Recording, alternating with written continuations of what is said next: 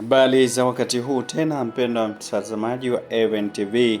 Karibu katika mwendelezo wa simulizi ya Njia Zisizorudi katika episodi ya 4, baada ya kufahamu katika episodi ya 3 ambapo Juma alipewa maneno ya tahadhari na baba yake,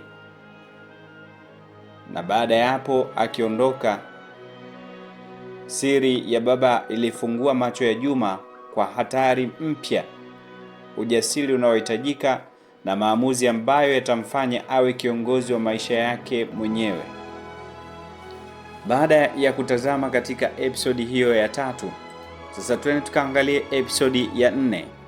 Msimuliaji wako mimi ni Kiliwan. Usisahau kusubscribe.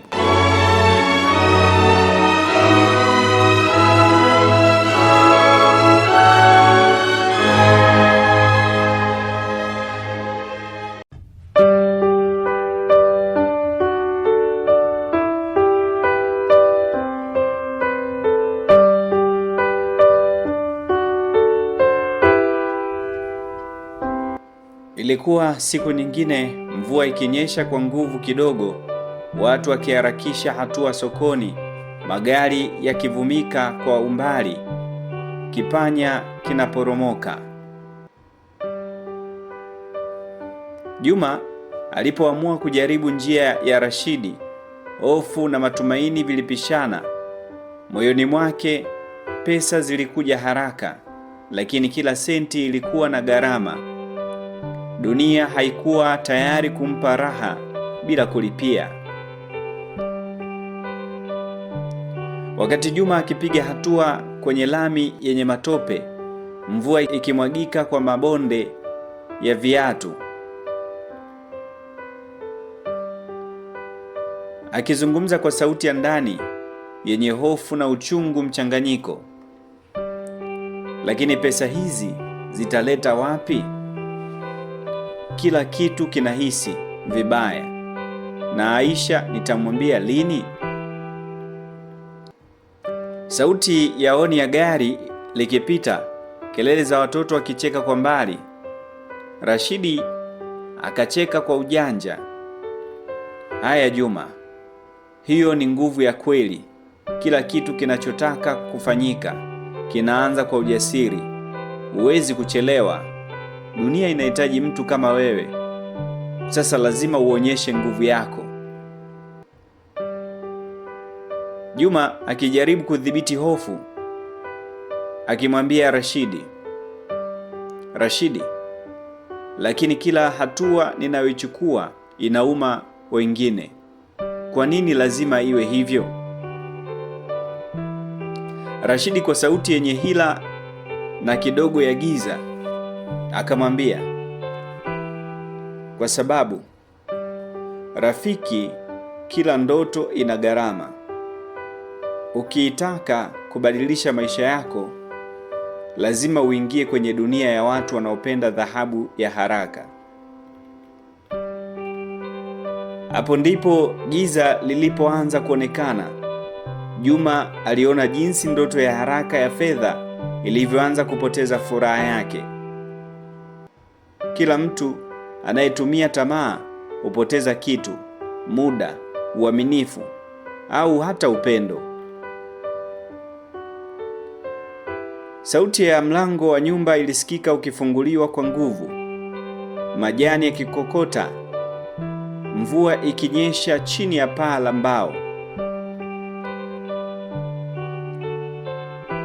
Aisha akizungumza kwa sauti ya huzuni, sauti yake yenye uchungu mkubwa, alimwambia Juma, nimesikia ni pesa hizi ambazo zinabadilisha kila kitu kati yetu. Nini kinatokea rafiki yangu?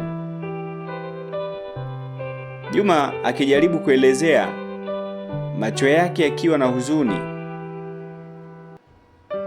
Ninaogopa Aisha. Pesa hizi hazina furaha, zinaleta hofu, wivu na hata hatari.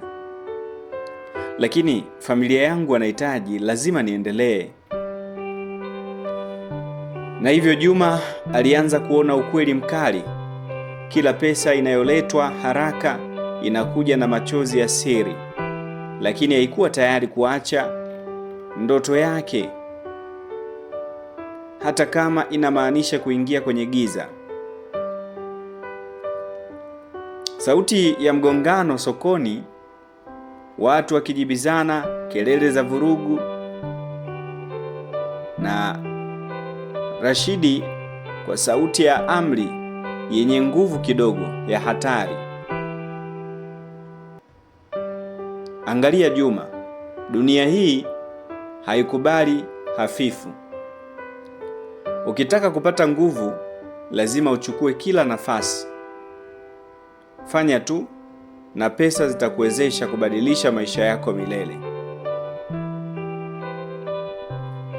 Juma akijibu kwa hofu na hesabu ya ndani, ndiyo, lakini siwezi kuona wengine wakiteseka. Siwezi kuwa kama wewe Rashidi, siwezi. Huku sauti ya mvua ikipungua taratibu, upepo unabadilika kuwa mtamu, ndege wakirukaruka kwa matumaini. Hata hivyo, Juma alijua kuwa dunia haikubali hofu. Kila hatua aliyochukua ilikuwa ni jaribio la kumfanya awe kiongozi wa maisha yake mwenyewe, lakini pia ilikuwa kupata uzoefu wa kuwa na nguvu kwa njia ya hatari.